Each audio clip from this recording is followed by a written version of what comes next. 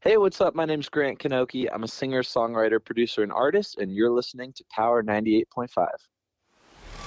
We don't play the social game. We are social. Power 98.5. Hey, this is Aaron Konzelman from Team Blake. Be sure to tune into my live interview with Stephen Cuoco on Power 98.5. You're listening to Power 98.5, powered by United Angels Dream, your number one resource for public relations, entertainment, and multimedia. Contact them today at unitedangelsdream.com. Hi, this is Dan Aykroyd. He's progressive. He's beautiful. He's thoughtful. He's intelligent. He's powerful. He's positive. He is Stephen Cuoco on Power 98.5 Satellite Radio. Empowering listeners from the US to the UK. Live on air with Stephen Cuoco.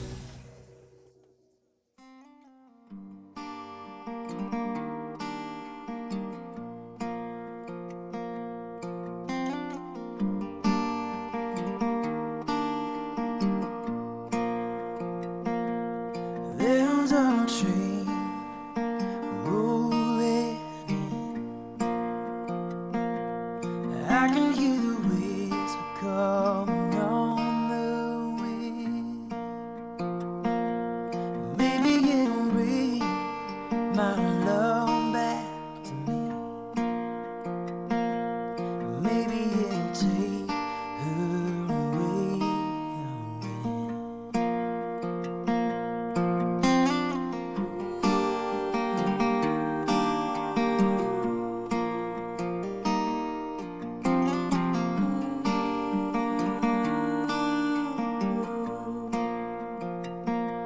And all the love I have is yours to take.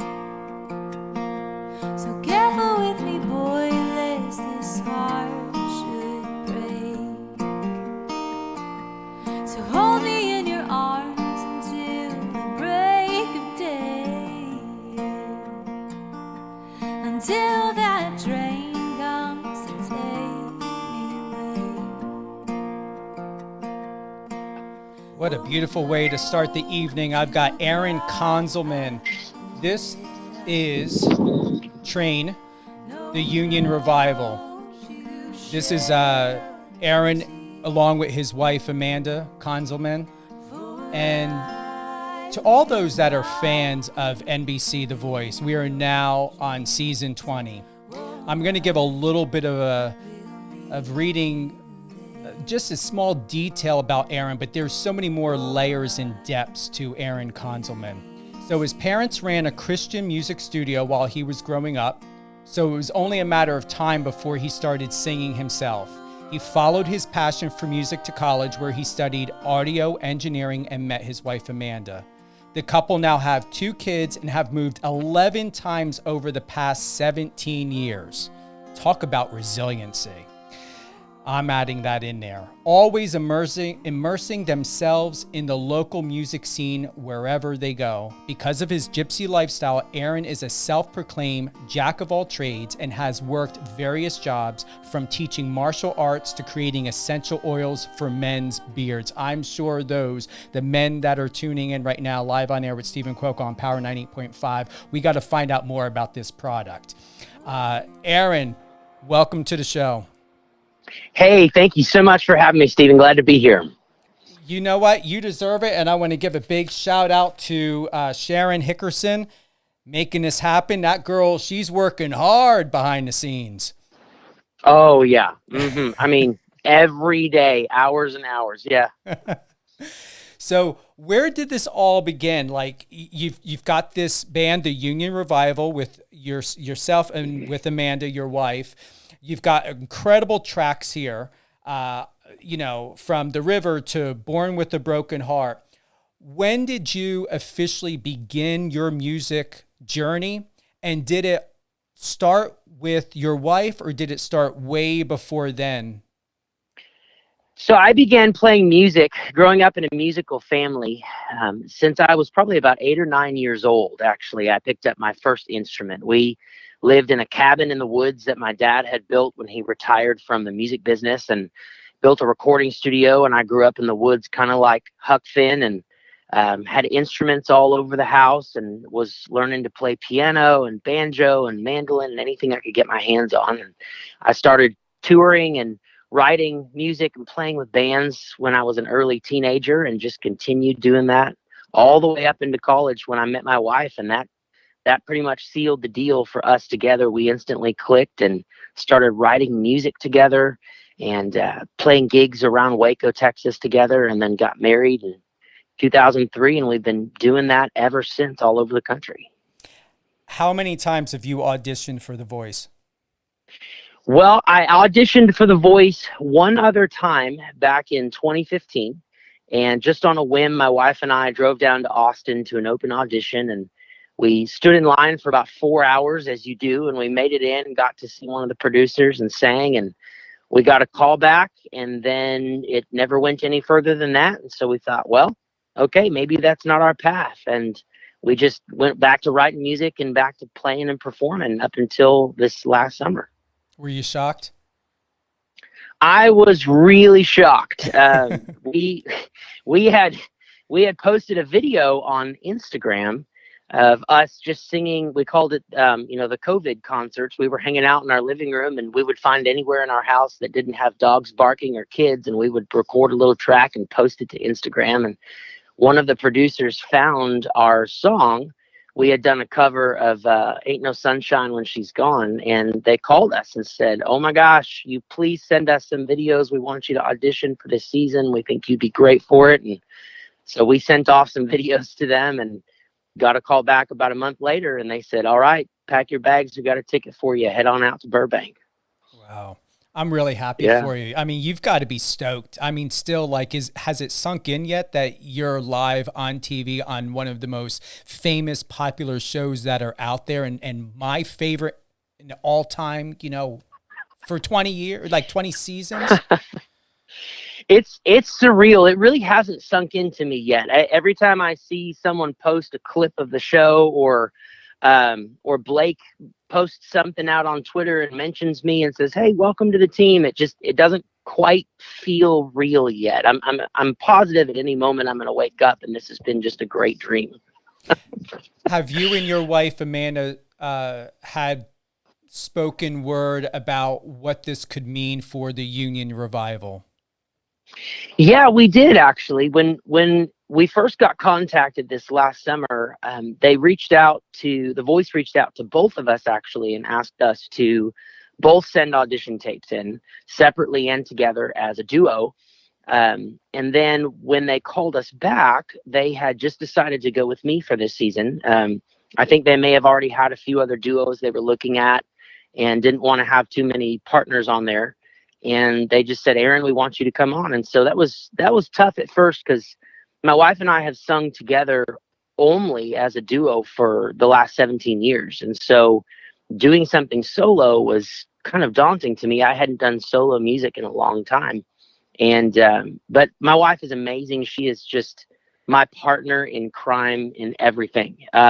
She is always with me, always beside me, supports me 100%. And we talked a lot about, anything that happens with me, anything that boosts my career and gets my music out and gets recognition to our writing and what we do, is always going to end up making its way back to the two of us, because we do everything together. We write together, we perform, we go in the studio together. She produces with me.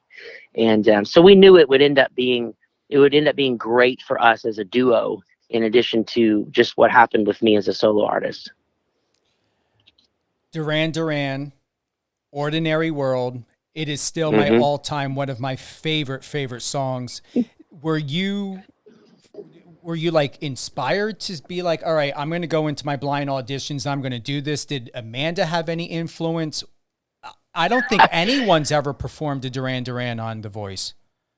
So, yeah, we were thinking of songs for months actually before we went out and trying to figure out what to do. Again, because I've done so much music as a duo, as a partnership, I had to try and think as a solo person. And the story behind that song is, I actually, when I was a really young kid, my parents were really into the contemporary Christian music world. And so I grew up in a very Bible-based, church-based home, and they wouldn't let me listen to secular radio, and until I was probably about 12. And so my brother would secretly record the top 40 and make mixtapes for me to listen to of all the music that was out in the world that I needed to know about, he said. And this song, This Ordinary World, was actually the first song on the first mixtape that he secretly recorded to me. And I wore the tape out as a kid and just memorized the song, learned it. I learned to singing this Duran Duran song. So it has a lot of history with me. And my wife, all of a sudden, one night we were sitting out in our yard by the fire playing music and thinking through songs. She goes, "Oh, Aaron, you have to do that song. You hum that song in the shower. It's like your life song." And it just clicked immediately as, yep, that's it. I have to sing this song, because it was one of the songs as a very young child that brought me into the world of pop music and radio and secular music. And it just, I have a long history with it. So to share something with you, I can relate to that. My parents who adopted me were the same way. They were also both missionaries, deacons in a church. And I remember I wanted a Motley Crue t-shirt so bad. That and Spuds MacKenzie. Ooh. I got both t-shirts and I hid them for about a month. Well, let me tell you something. Wow. I was lucky to get away a month. My mom caught me. I told her they were a friend shirt. They weren't mine, but eventually she figured out and knew that I was fibbing, and she found them and threw them in the garbage. But she didn't only throw them in the garbage. She made sure she had the biggest scissors she could find, because she also sewed, and she cut those shirts, my Spuds MacKenzie and Motley Crue, in shreds when I went through the garbage, Aaron. And when she told me she threw them out, I did not expect them to have been ripped up the way they were. Oh my gosh, I can relate to that. When I got a little bit older and my parents realized, hey, he's the music is going to be his language with the world. We need to let him experience all of it. They let me go out and really start listening to everything and stuff. But boy, I can relate to that. Thank you for bringing back a memory when you said that. So what we're going to do, we're going to take a listen to the Duran Duran's Ordinary World, where you performed this in the blind auditions, and then we're going to also hear what the judges had to say. You ready? Yeah, let's do it. All right, here we go.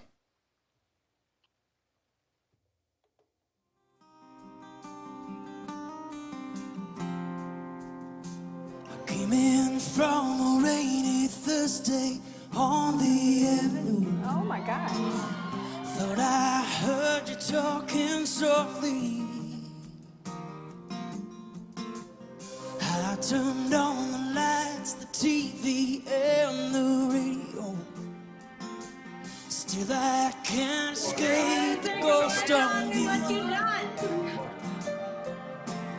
What is happened to it all? Crazy, some say. Where is the light I recognize? Gone away. I won't cry for yesterday. There's an ordinary world. Somehow I have to find. As I try to make my way to the ordinary world, we'll learn to survive.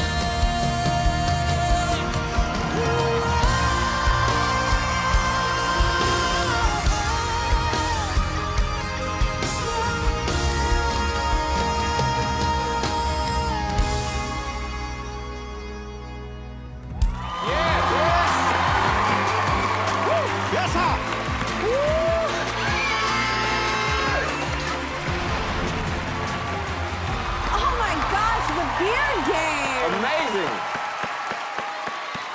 Yeah, hey, Hello. What's?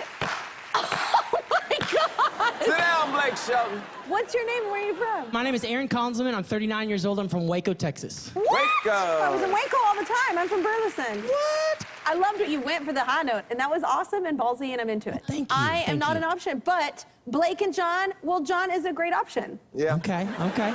We don't get a lot of artists like you on this show, and I'm guessing you probably perform a lot. Yes, so my wife and I have been writing and performing together for about 18 years. Amazing. We're doing a lot like Americana folk, but a little bit more rock, like that Duran Duran song. John thought that was Bowling for Soup, I knew by the way. Yes, he exactly. did. He looked over, he was like, oh my God.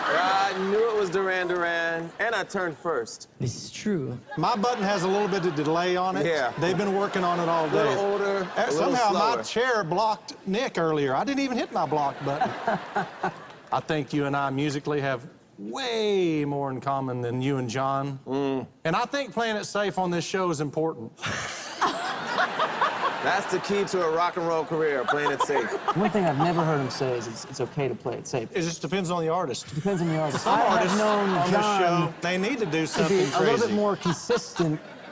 I want to hear John's pitch because I'm sure it'll be a bit more solid. It was like the combination of being raspy and angelic at the same time. It's an amazing feeling to feel the joy that you have when you perform. It's very infectious. Not only can you sing, but you're a real musician and you come with artistry. I would love to work with an artist like you. Andy's not a liar. Wait a minute. Blake is gonna lie some more, so.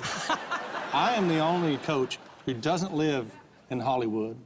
I don't ever want to lose sight of my roots. Wait, what? All three of you have gone Hollywood. You came to Hollywood and started dating None of Gwen these three. Stefani.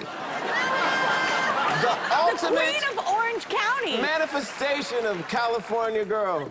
You see how ugly it gets, Aaron? I see it. Oh my gosh. And you found a way to not lose sight of the person that you are.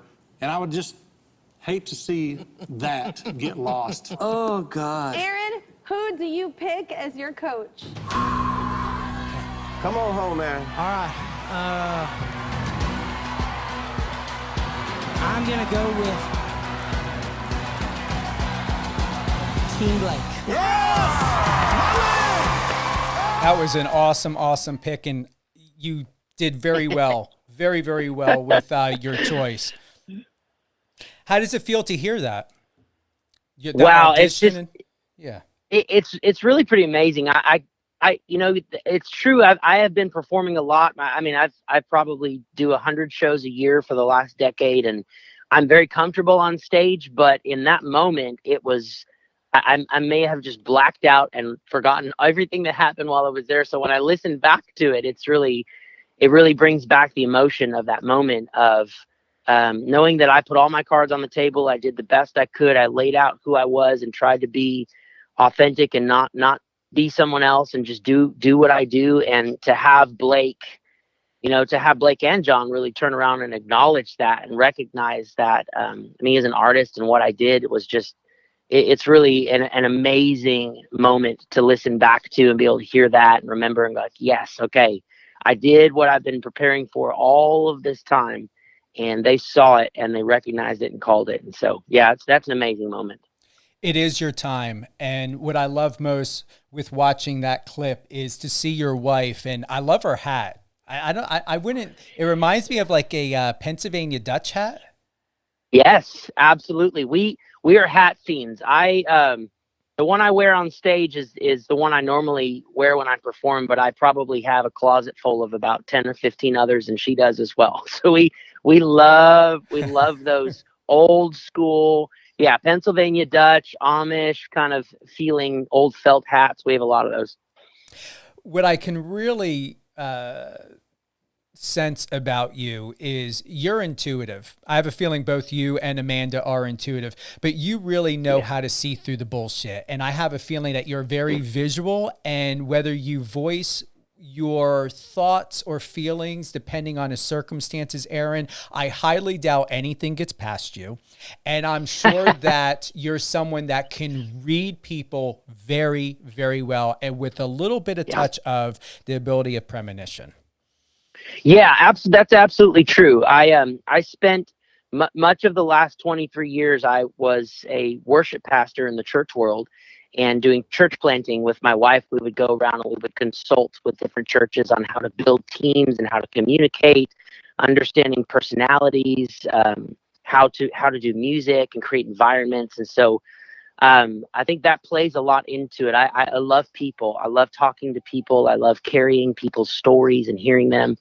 And that definitely is a big part of me, is that intuition and connection with people, especially when I'm doing music. I love making connections with people while I'm singing and kind of feeling the room and feeling what's going on in their heart and how their soul is connecting to the words, and just having a moment, having a conversation with them while I'm on stage. You're 39? I am 39. I was questioning that because I know it's in your bio on NBC, but you don't look 39 at all, and your spirit is so much more younger. Well, thank you. I appreciate that. I do. I have a lot of joy. I enjoy what I do, and I knew very young what I was supposed to do on this planet, which is to help people, to love people, to encourage people to come and walk beside people and carry their stories with them. I knew that was what I was designed to do at a young age. And so that kind of is this fire in my belly that drives everything I do, whether it's in years past teaching martial arts, whether it's music, whether it's starting businesses, whether it's running sound. There's joy in what I do because I'm very content in knowing that I'm doing what I was made to do. What do we have to look forward to outside of The Voice? Because I know blind auditions should be starting next week, Monday, 8 p.m. Eastern time. What projects, and any EP, touring, anything coming up, what's happening, due to the pandemic? I know certain states are allowing performances. Do you have any performances later this year, summertime? What's happening? Yeah, so Texas, just like most of the country, for 2020, it was a whole new world for the term starving artist, because there was no performances, there was nowhere to play. And so we were basically off the road and out of gig life for about a year. But Texas is starting to open back up, and we just started doing shows this last week, actually. So we have 3 or 4 coming up just in Central Texas. We're working on some possibilities for some tours out into the Midwest and out into California and up into Nashville later this year, maybe toward the end of summer. But yeah, we have a lot of music. We've only released the 1 album. And it was an acoustic album that was made to represent what we do when we perform live, because so many of our fans love the way we did things live. We recorded the album live for them. And but we have a lot of music. We have at least 2 albums worth of stuff that we're going to be releasing slowly over the next few months, hopefully, and releasing some singles later this summer, and all kinds of music production projects on the way. I've got Lover of Mine playing right now as we are coming to a close of the show. Who would you like to give a shout out to, Aaron? Boy, I tell you, I would love to give a big shout out to my wife for being so supportive in this whole process with me. And she stood beside me this whole time. And she's my producer and my manager and my cohort and my songwriting partner and all of that. And I also would love to give just a big shout out to Team Blake and all of the producers behind the scenes that the world doesn't get to see, that guide us through that process and walk us, every step of the way. People like Shannon and all the other producers that help along that way. This show really wouldn't be what it is without all of these faces that are behind the scenes. Absolutely. Once again, tune in this Monday, 8 p.m. Eastern time. Battle rounds should be this coming week, as I know I watched this previous week, and I think what's happening is with springtime or something, like things are a little bit loopy. I feel like I feel like I should be like 7 episodes ahead in The Voice. I don't know what's happening, but for some reason it seems different this year. Yeah, I think it is. I think, the production was slowed down a little bit this last year when we were filming because of the COVID restrictions and trying to do it all safely. And I think their timing is a little bit off this year from how they normally run the show. So people are having to wait a little bit longer to actually really get into the meat of the show. And it's working, because honestly, for those that are bored or have nothing else to do, you can't rely on Netflix, because I'm surprised for Netflix, they do a crappy job with giving us new films. So tune into The Voice. If you've never watched it, if you stopped watching it, this is a season to watch. 19 was my favorite, but this one is very different. I like it. I know why. The lineup is extremely different from other seasons, but at the same time, especially for Blake, normally it can be a hit or miss of the lineup that he has. But I shared with Shannon over at MPRM, I'm loving his team this year. It's unbelievable the talent that's on this season. I mean, that's a really true statement that this is just a unique group of people. And Blake's team, our people on our team this year are just some of my best friends now after filming on the show. And I love these guys. They're all incredible. What would be the best advice you would like to share to everyone who's listening and for future listeners of this episode to go home with, to take with, to embody with, to feel loved, inspired, encouraged, and hopeful? I would say to always be true to yourself. Know who you are and who you were made to be. And when you find that path, you run down it with fire and never stop. Never let anyone stop you, and never miss the opportunity to show love to the people around you, because you're going to rescue someone's life or connect to someone's life or bring them up, and you're going to get to carry people's stories with you through your life that are going to affect the atmosphere of everywhere you go. So never miss the chance to love people. Find your path, stay on it, run it hard. And lastly, are we ever going to have the chance to purchase vinyl of the Union Revival or buy the Union Revival? You are speaking my love language right there. We are in the process right now of picking our favorite songs and singles and working on releasing a vinyl this summer. Yep. Wonderful, because I definitely want to get one. Sid Kingsley, I have his vinyl from last season. Love it. And awesome. Definitely I want a vinyl by the Union Revival. Once again, I want to give a big shout out to Shannon Hickerson at MPRM Communications in LA. You can find out more by going to www.mprm.com and by giving them a call. Aaron, thank you. Yes, my pleasure. Thanks for talking with me today. Thank you to everyone who has tuned in to Live on Air with Stephen Cuoco on Power 98.5. We are closing out with one of my favorite songs by the Union Revival. Union Revival is Aaron and Amanda Konzelman. They have several other, The River, Born with a Broken Heart, Healing Hands, Lover of Mine. What one of these tracks is your favorite, if not all your favorite? What one would you recommend to someone to introduce them to you and Amanda? I would probably say the song Lover of Mine, because I think that that's really just the story about a married couple finding love and working their way through the valleys and mountains of relationship, and knowing that as long as they walk beside each other, they're going to be strong and they're going to make it. Lover of Mine by the Union Revival.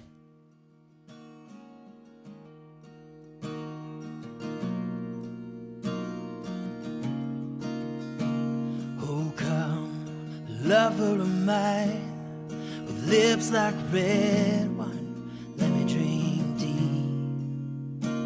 My soul is weary and worn, it's tattered and torn, and talk is cheap. Oh, come, lover with me, where the river runs deep. Let me take you down.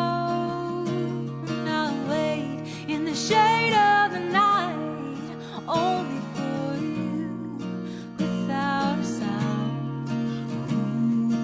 Pull me in to your arms again, and let's forget what the world has to say, and pull me close. Let the fire burn low. We'll whisper the secrets that only we know. Oh, lover of mine, lover of mine. Oh, come, lover with me, come sink in my arms and I'll wash you clean. Your eyes, they burn with the flame. I've been calling your name. Come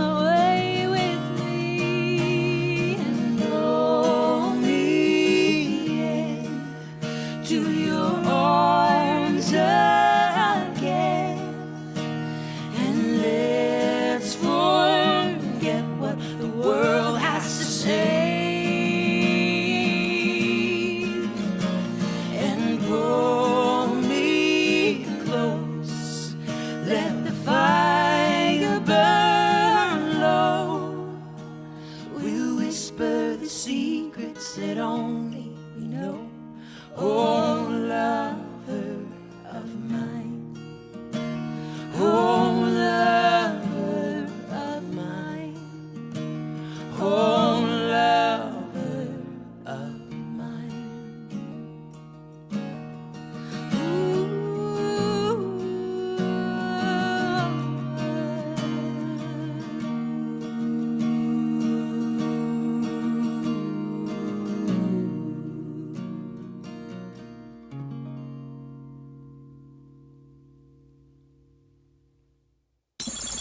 Friend us on your socials and let's connect.